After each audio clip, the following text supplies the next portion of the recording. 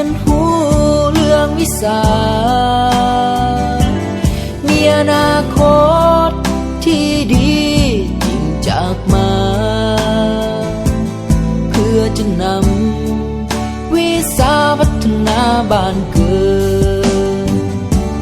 ลูกอยากบอก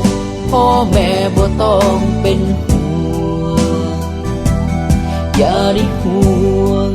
ลูกนี้จะอดทนศึกษาห้ามเพียนภาคเพียนเฮียนผู้ใส่ตนให้เป็นคนที่ดีของบ้านเมืองของเอิญสั่งพ่อแม่อยู่บ้านนา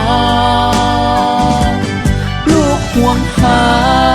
คิดฮอดอยู่เสมอ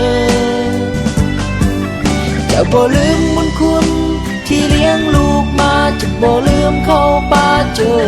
ใหญ่ซึ่งนึกในใจจะต้องตอบแทนบุญคุณจบภาคเรียนแล้วลูกจะหวนคืนมา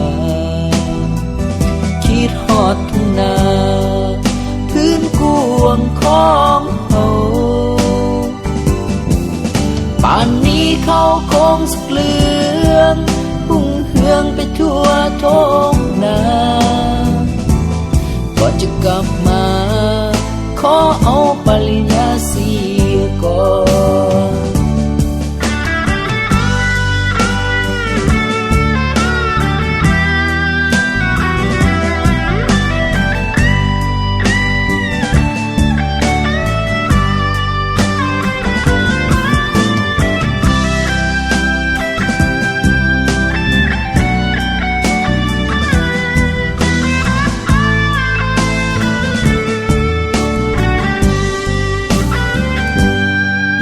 อยากบอ